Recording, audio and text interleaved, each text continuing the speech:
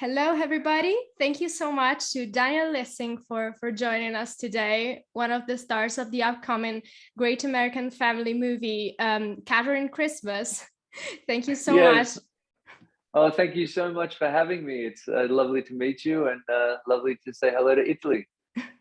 So tell us a bit, what's been the main element in Carson's character and the movie in general that fascinates you the most and drew you to join Catering Christmas?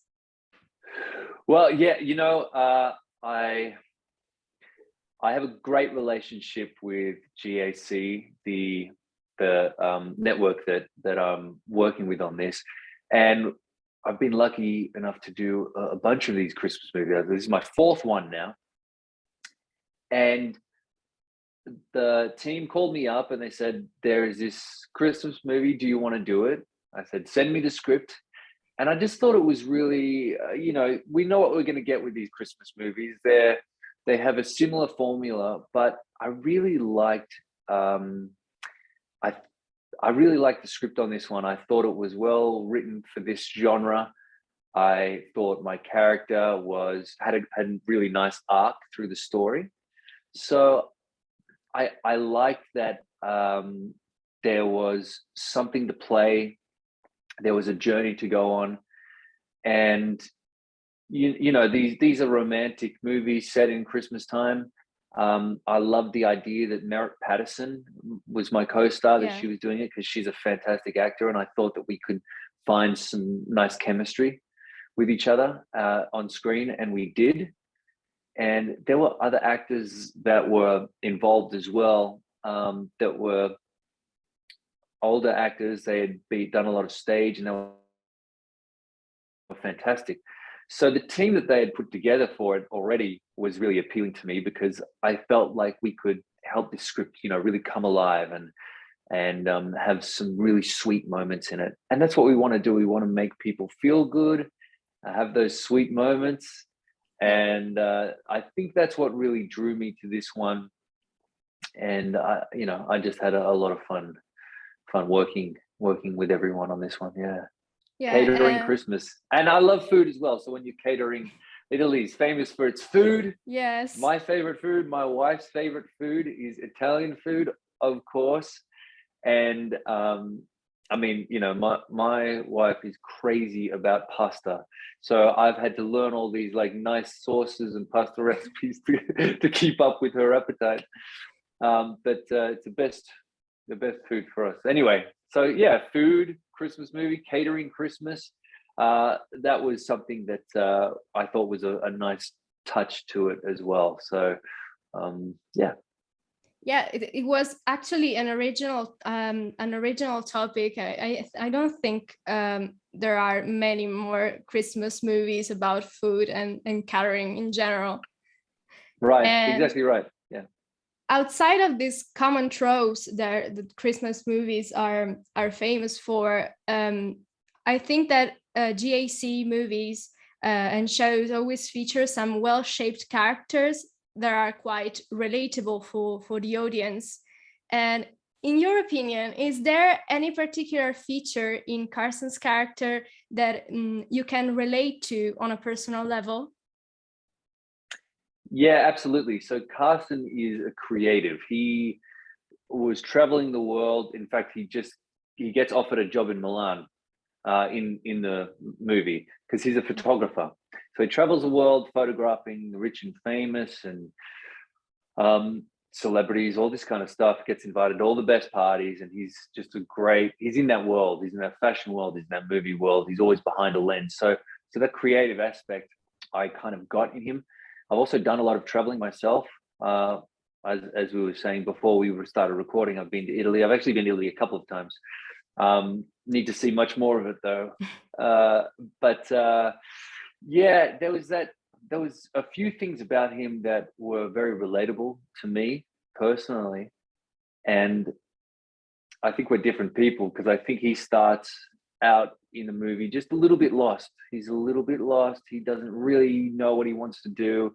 He's not exactly passionate about, the traveling and the photographs as much as he used to be. Yeah. And so he's kind of finding himself, and he goes on this nice journey. And by the end, owning it, taking responsibility, and becoming his own man, that was something that, I think everyone has to go through to become their own person and really understand what they're passionate about and pursue that. And I liked his journey. So there were a few elements that I connected to. Yeah. And is there any feature in your opinion that you and Carson are the most different, are opposites? Yeah, that's a good question, actually, because it's something you don't ask yourself when you're preparing for a part. You find your similarities. Yeah. You don't go, how am I different to this guy? You say, how am I the same as this person, so that you can play the part authentically. So the difference is, I think he's quite spoiled. I felt like when my first impression with him comes from a wealthy family. He's like kind of a little bit about, I can't believe everyone knows my family name. I just want to get away from, he's kind of a spoiled guy, a little bit entitled, I think. That was a difference. I like to think that I definitely didn't grow up spoiled. and my family definitely had a good sense of grounding, so yeah. That's probably the biggest difference. But that, I think that entitlement, he was a little bit immature as well. I used to be immature, for sure. I still am sometimes. but I'm just a guy, but I think that's probably pretty accurate. The wealthy, spoiled, immature guy. Not really me. It will be interesting to see how each single member of the audience feel about the characters in the movie, and how and where they relate to the most. It will be interesting to read the comments after the movie airs on this. Absolutely. Yeah, I really like getting the audience's response, what really worked for them, what didn't. That's always good. I mean, I watch these films. They send me the film before it airs. Yeah. And I just quietly watch it myself. Maybe not the whole movie. This one I did watch the whole movie because I thought it entertained me. Yeah. I enjoyed watching the other characters. Don't really like watching myself, but I do, to try and improve as an actor and see what is working for me. I'm very critical, and very serious about, all right, this beat works, this doesn't. How can I improve that next time? Because you just want to keep getting better with what you're passionate about. Yes.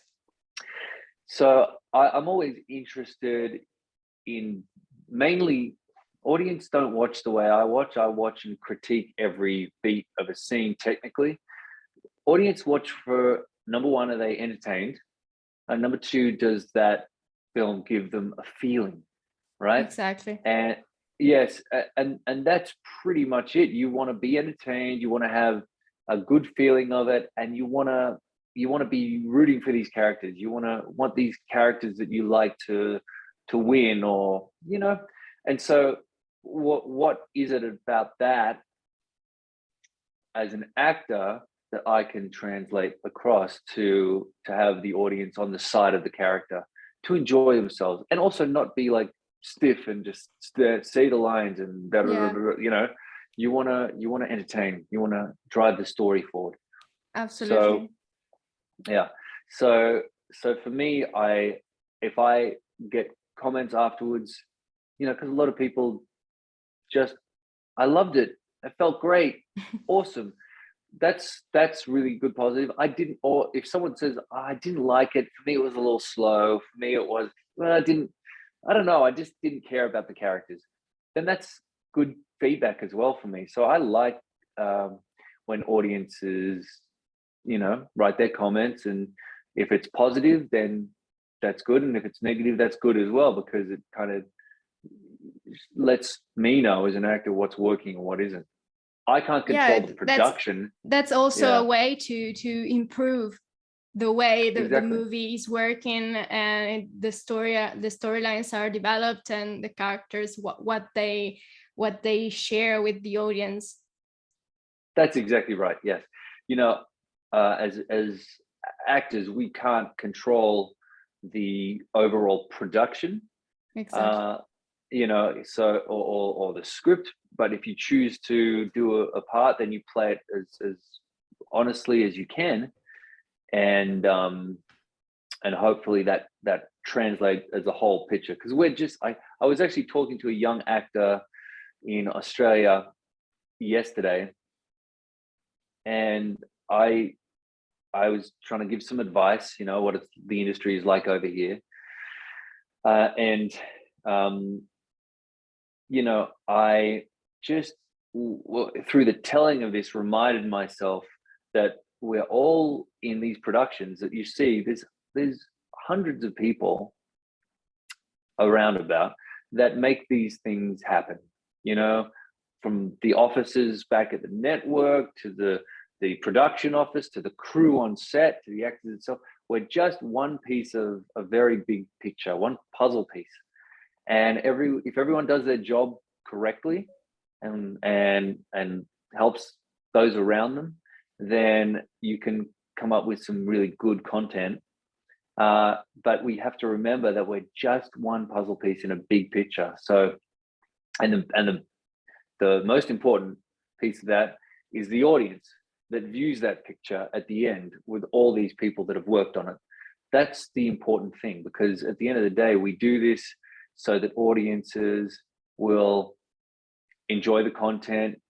Lots of people will watch, and the company can make money because it's a business, So they want to do that, and the way they do that is by doing a good job and entertaining. And then I get to do what I'm passionate about, which is acting. So yeah. And relying on this note, talking about the audience and the fans that are looking forward to watching Catering Christmas, if you had to describe Catering Christmas in 3 words, how would you describe it? I would describe 3 different words. Yeah. Word number 1,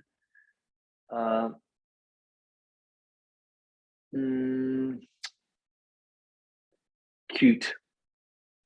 It's a very cute, feel-good movie. So that's cute. Second is romantic, because there's a nice journey. It's cute, it's romantic. And the third word is probably warm. You feel this nice warmth when you watch it. It leaves you with, I think anyway, I hope that it's really cute. You'll have some laughs. You'll connect with these characters. It's romantic. But at the end, you're going to feel that warmth. So I think those 3 words. It's cute, romantic, warm movie. Yes. Yeah, that kind of thing. Yeah. And talking about your experience acting and then portraying Carson, what's been for you the biggest challenge in portraying this character on the acting level? Yeah, it's an interesting question, because I've done so much of this work now. I'm not particularly challenged by it. I think I understand the genre. I understand what I want to do with the character. I've had enough time on set. Look, it's nothing technical that's challenging for me with this kind of stuff. I can read the scene and I understand the scene. I understand what we're going for here. So I think just the most important thing on this one, and for me, is just to stay, because you're really working really long days. Mm-hmm. So the actual acting aspect of it is not, I'm trying new things. I'm learning. I am where I am, and I prepare as well as I can, and I do my work. I think the main thing that I focus on with this stuff is just because we're doing such long days and it's all happening very quickly, 3 weeks to shoot these movies, 6 days in a row, 16-hour days, whatever, is to stay healthy and to stay present. And that's the challenging thing, is to just get enough rest, conserve your energy, to make sure that when that camera starts rolling, you're there and you're able to deliver. So it really is kind of like a health process, and to make sure that once you've done your homework, that's the challenging part. You do your homework, you understand the character, you learn your lines. It's not really challenging for me to, after that point, to be on set and do it. It's just fun at that point. Yeah. But to just be to conserve one's energy to give a good performance, because it's long days and all that. So that's what I kind of focus on, I think, with these now. Yeah, I think it'd be different with, it's been different with other projects I've done that are very physically demanding, or characters with a certain accent, or whatever it is. I mean, a very dramatic role where you're really emoting like a lot of like anger or whatever it is. That can be a challenge in itself. So these ones I've done enough now where there's no nerves, there's just enjoyment and trying to deliver something that audiences connect to. Yeah, and I think that another element that helps the movie to work properly and to let the audience enjoy the movie, and you actors on set having fun, is having a good environment on set. And how would you describe your experience working with Merritt Patterson and the crew and filming Catering Christmas? Fantastic. Yeah. So Merritt and I are both very passionate about our work. We care a lot. And so we have had discussions, sometimes hard discussions, to work together to elevate the scene. We work in conjunction with the director, and we're also spending a lot of time with someone that you just first met, and you don't get a chance to be mates before or friends before. You just go into a very intimate professional relationship, and you might have different styles on how you like to work, or you're learning each other. So that was a learning curve, I think, for both of us, but we are friends. We connected really well. We did our job really well. We had a very good result. And, that was a pleasure for me. I learned a lot working with Merritt, and I had a great time. I think we delivered everything that we wanted to deliver on screen. And, the feeling is good. She's a positive person. I'm a positive person. We treat people well. The crew is fantastic. Anytime I've worked with these crews, we were shooting this one up in Canada, and they're always great up there. Any crew I've ever worked with, very, very, very, very rarely in my entire career so far have I come across people that are, not good to be around. I can count on one hand out of the thousands of people that I've worked with. And so, I think most people just want to do a good job and get the day done in good time. And, that's our role. So the energy on set was great. It was positive. Everyone's crew's cracking jokes, laughing. Do you have any fun anecdotes to share with us about the period of filming? Well, I tell you what. Okay, here's one thing. Every kind of job you do, you get the actors, sometimes, not all the time, but the actors, Merritt and I, get the crew a gift. It's called a crew gift, and sort of every production you do, you might give a little something, like a coffee truck or a whatever. And that's what Merritt did. Merritt got a coffee truck for everyone. So there's like really nice, smoothies, coffees, espressos, whatever. And the crew's loving that, hot chocolates, because it was getting a little cold there. And I thought, well, wouldn't it be nice to give the crew a gift from my home country, and we have these biscuits there, these chocolate biscuits called Tim Tams, and they happen to be this big store not far, and I got a case, huge. It's from Merritt, and I both coffee and biscuits, but I came in with a trunk. I'm telling you, like I had like 120 packets of these like biscuits. So I'm walking around with this massive Whoa. thing, just handing out these biscuits to everyone, and production stopped for like half an hour. Everyone's just sitting around eating chocolate biscuits, That's impressive. I ate so many chocolate biscuits. I was sick. I was like, I just shoot, and I'm like, Oh my gosh. okay, oh yeah. Yeah. And everyone's there going like sugar high and then sugar crash. So like half an hour later, everyone's going, oh man, those chocolate biscuits, Dan, what are you doing? You know, we all had too many. So we were having a laugh over that, and yeah, we had a nice time. So very it was a nice moment anyway. Everyone bonded over some coffee and some biscuits. It was nice. That was great. And Mm. a fun question that we always ask to the people we're interviewing, and now considering we're talking about Catering Christmas, it's only Catering Christmas universe. If you could choose any other character from the movie, apart from Carson, that you would have loved to play, which one would it be and why? Ooh. Huh.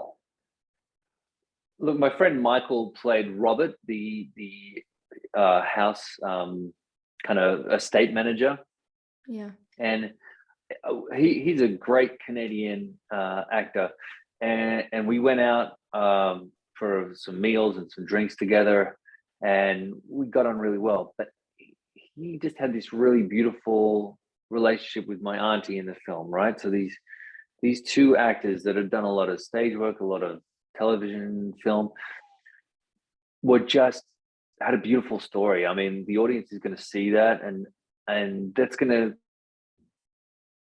touch your heart a little bit. I won't spoil anything, but I just think they go on a beautiful journey, and there's a lot of unspoken energy between them, you know, and that's the exciting thing to play and also to watch. So I loved the Robert character. I think I'd probably give him a go. Yeah, he was very serious. He was very serious, and he did his job very well. But underneath the surface, he's just a big romantic, you know. Yeah. And did you take any particular any piece of costume, any prop from set to remember this experience filming Catering Christmas? I did not. No, I didn't. I should have though. I've taken a few little things in my career here and there, some gifts and things like that. I took some good memories from this one. That's what I'll say.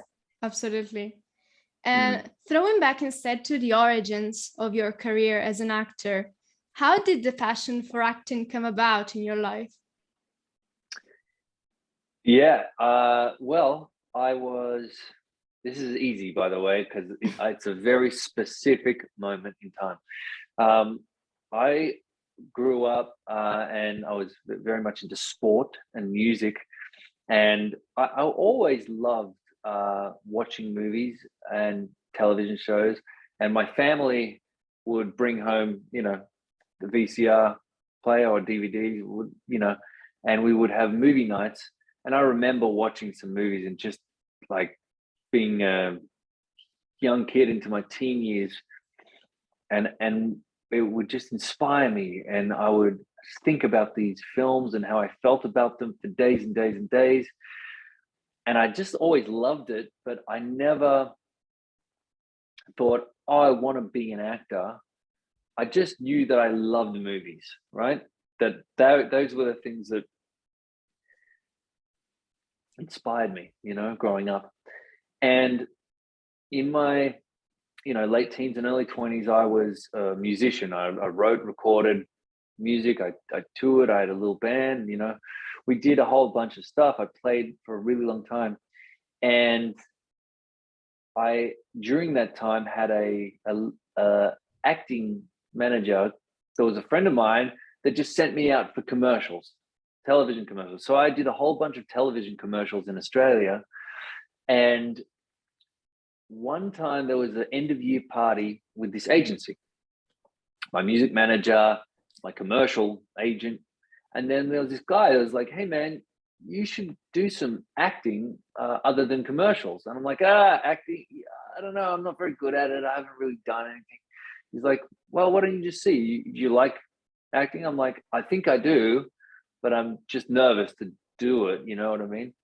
So I ended up, this is a long story, but I'm I'm giving you the backstory to the moment. Yeah.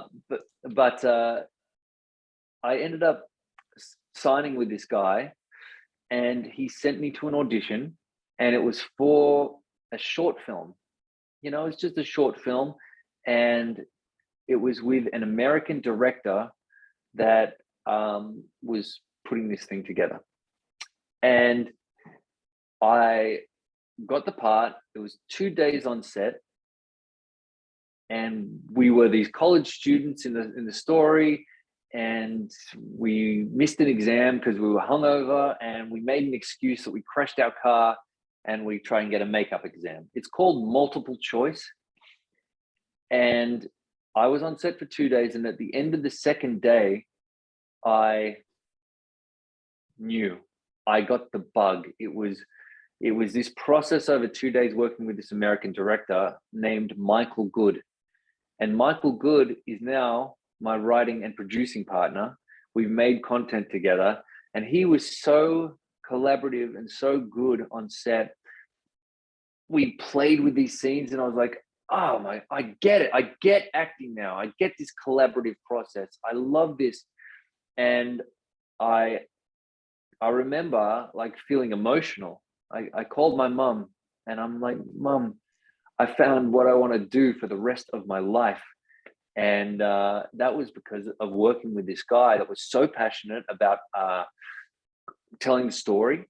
He was a great director. He was very collaborative, and I loved that process.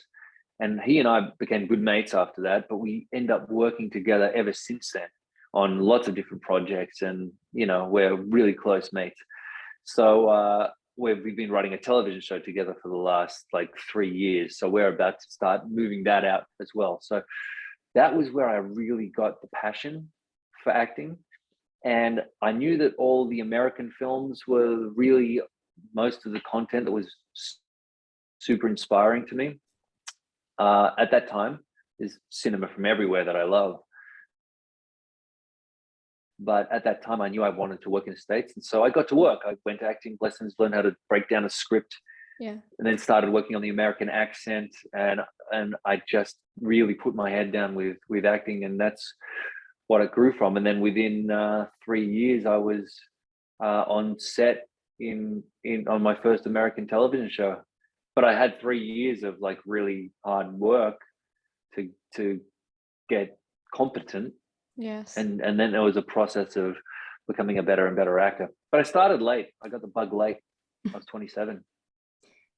Yeah, and that was really a beautiful story. I could hear it like on a loop, you telling the story. But that's all for us. Thank you so much, Daniel, for joining us today. It's been a pleasure for me to chat with you. My pleasure as well. Thank you so much for having me. I really appreciate it. And lots of love to Italy. I can't wait to come back. It's so lovely to be able to do this. Technology is wonderful. So yes, thank God there's technology. Right. And let's remind people that Catering Christmas airs October 29 on GAC. Yes, that's correct. Let's hope everyone loves it. I'm sure it will be really great. Yes, thank you very much. Thank you so much. Much appreciated. Bye-bye. Have a good day. Bye. You too.